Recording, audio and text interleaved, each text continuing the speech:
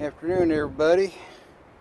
It's February 1st, and hopefully you've got your magazines or your seed catalogs in. Morning. Here we are again. Today we're continuing with our gardening subject. I'm trying to myself be sure my plans for my garden are coming along. You all too should. I mean, this is the beginning of February. If you got your planning book out, for me, I'll put some links down below, but you need to look up a couple things. Number one, the most important is when is the predicted, and they can only predict, they don't know for sure, when the last frost in your area will be. Hope that wind isn't coming up again.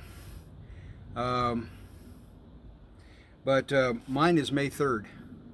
The second is your hardiness zone, and you only need it for some reasons, depending on what you're growing and what is going to go in your garden, like perennials and stuff like that. Mine is zone 6A.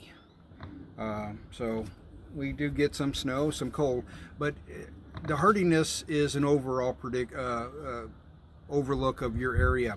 You need to be more aware of your local area, and you may want to look at the statistics for your general area on the coldness that it basically gets down to each year, and the hot, when, and so forth. How much rain is expected in your area, and so forth. That's actually as much or more important than knowing the hardiness of your area. It's just knowing your general weather. Indoor for me, I can start planting bell peppers, celery, eggplants, and leeks around March 1st. So I have almost barely a month to finish getting my indoor gardening seed starting area built up.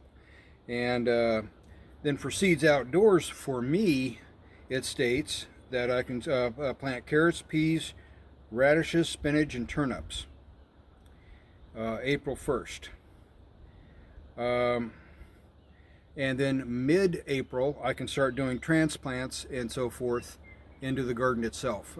Things I've grown indoors or that I bought as plants. They're saying about April 1st is the best time to put them out. So that's why we have this. And but at the moment we have jobs to work on, and one of them will be my garden area, which I'll show you some things I'm planning to do. I'll voice over this portion and redo the others. The area in front of us is where my garden will be, between what is kind of a garage and that shed over there, and that tree in that area. And that's where I tend to set up my tub gardening area. But to get them up and raised, I need to get some blocks. So this is a bunch of pallets that we had sitting, large pallets that we had sitting on the other side of the property that we were going to use for something else, but they were weathered and all that. So I'm going to cut them up to 16-inch by 16-inch by 16-inch blocks.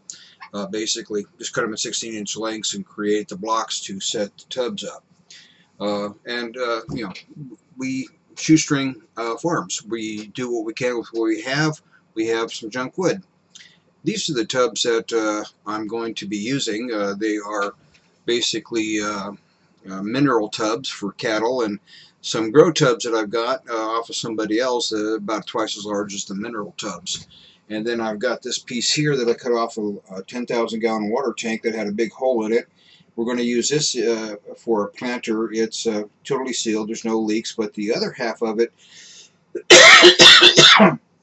or not half, but almost 80% of it, we put in our goat pen, and the goats are using it for a shelter. It makes a really nice shelter. They can go in there and get out of the rain, snow, wind, and all that.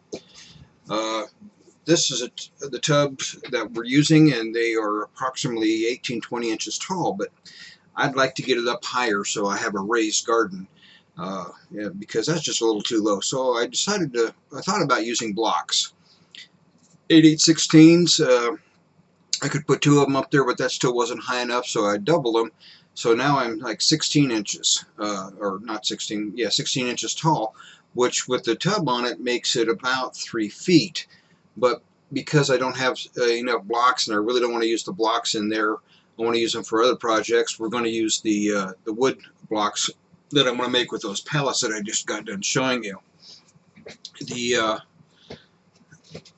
the area right in here in front of the garage, I'm going to put 2x4s along that, and then put cement rebar on top of that, which will give me a raised trellis for the tomatoes to grow up on there. And then I've got a small portable one that I'll be using for like beans and stuff on the other side of the garden, and a couple of tubs.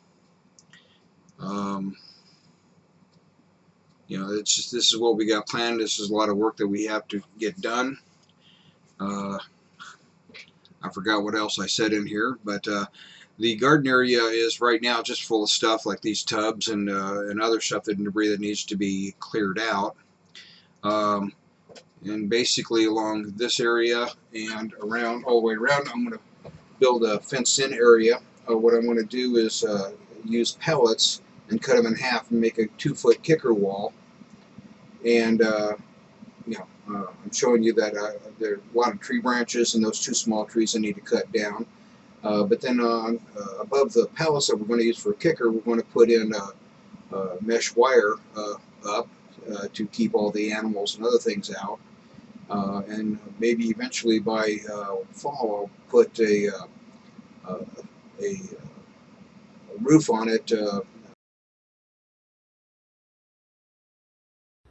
So as you can see, we have a lot of work to do. There's things to be done here and there. Sorry about the wind on the garden area in there. Hopefully you can hear it.